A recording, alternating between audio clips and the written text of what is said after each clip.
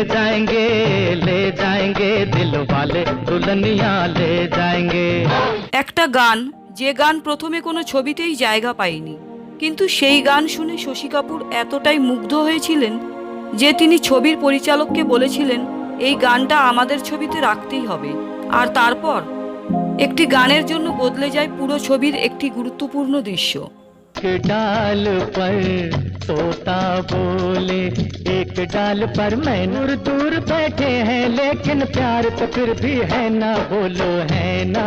কি ছিল সেই গান, কেন প্রথমে সেটি বাদ পড়েছিল, আর কিভাবে সেটি হয়ে উঠল কিশোর কুমার ও শশী কাপুরের কেরিয়ারের অন্যতম সেরা গান, চলুন জেনে নেওয়া যাক। স্বাগত জানাই ছন্দে ও গল্পে। গানের পেছনের অজানা ইতিহাস আর সুরের আড়ালে লুকিয়ে থাকা মজার ঘটনাগুলো নিয়েই আমাদের এই আয়োজন। আজকের গল্প একটি অসাধারণ গানকে নিয়ে। চলুন ফিরে যাই 1974 সালে। 1974 সালে মুক্তি পায় চোর মাচায় শোর। ছবিতে অভিনয় করেছিলেন শশী কাপুর, মুমতাজ এবং ড্যানি ডেঞ্জংপা। ছবির সঙ্গীত পরিচালনা করেছিলেন রবীন্দ্র জৈন। তখন তিনি নতুন সঙ্গীত পরিচালক হিসেবে নিজের জায়গা তৈরি করার চেষ্টা করছেন।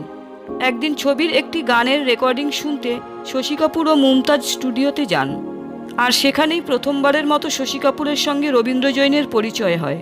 কথা বলতে বলতে শশী কাপুর ছবির গানগুলোর খুব প্রশংসা করেন।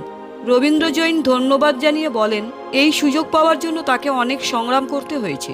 এরপর তিনি একটি পুরনো ঘটনার কথা বলেন। তিনি জানান কয়েক বছর আগে রবীন্দ্র জৈন একটি ছবির জন্য কাজ করেছিলেন। সেই ছবির নাম ছিল ইয়ে সিলসিলা হ্যায় প্যার কা।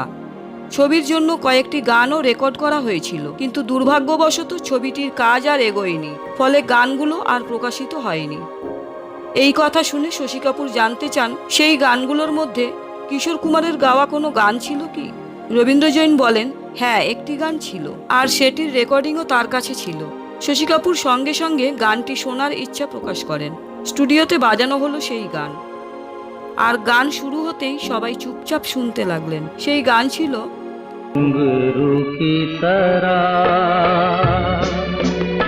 কিশোর কুমারের কণ্ঠে ছিল এক অদ্ভুত বেদনা। মনে হচ্ছিল তিনি শুধু গান গাইছেন না, নিজের মনের কথাও বলছেন। कभी इस पग में कभी उस पग में आ ही रहा हूँ मैं। গান শেষ হওয়ার পর শশী কাপুর বললেন এটা অসাধারণ গান। তিনি সঙ্গে সঙ্গে ছবির পরিচালক অশোক রায়কে স্টুডিওতে ডাকেন। পরিচালক আসার পর তাকেও গানটি শোনানো হয়। শশী কাপুর বলেন এই গানটা আমাদের ছবিতে রাখা উচিত, কিন্তু একটা সমস্যা ছিল। ছবির গল্পে এমন কোনো জায়গায় এই গানটি রাখা যায়। পরিচালক ও প্রযোজক প্রথমে রাজি হননি, কারণ পুরো চিত্রনাট্য তখন প্রায় তৈরি হয়ে গেছে। কিন্তু শশী কাপুর হাল ছাড়লেন না। তিনি বারবার বলতে থাকলেন এই গান মানুষ অনেক বছর মনে রাখবে। অবশেষে সবাই রাজি হলেন। ছবিতে একটি জেলের মারপিটের দৃশ্য বাদ দেওয়া হলো, আর সেই জায়গায় রাখা হলো এই গান। ছবিতে শশী কাপুরের ওপর গানটি চিত্রায়িত করা হয়। এরপর যা ঘটল তাই ইতিহাস হয়ে রইল। ছবি মুক্তির পর গানটি দারুণ জনপ্রিয় হয়ে যায়। এই গান শুনলে মানুষের মন ছুঁয়ে যায়।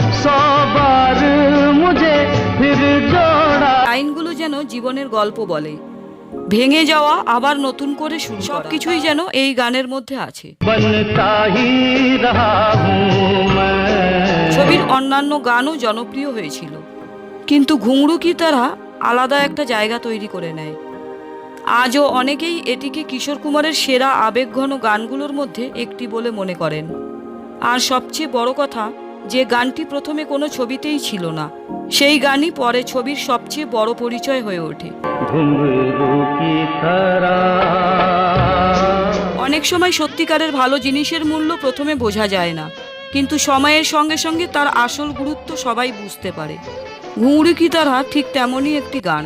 হয়তো সেদিন শশী কাপুর জোর না করলে আমরা এই অমর গানটি কখনো পেতাম না। আপনাদের কি মনে হয় কিশোর কুমারের সেরা গানগুলোর মধ্যে এই গানটির স্থান কোথায়? কমেন্টে অবশ্যই জানাবেন। ভিডিওটি ভালো লাগলে লাইক ও শেয়ার করুন, আর গানের পেছনের এমন অজানা ইতিহাস জানতে চ্যানেলটি সাবস্ক্রাইব করতে ভুলবেন না। আবারও দেখা হবে নতুন কোনো গান আর নতুন কোনো গল্প নিয়ে। ততক্ষণ ভালো থাকুন, সুস্থ থাকুন। ধন্যবাদ। घुंघरू की तरह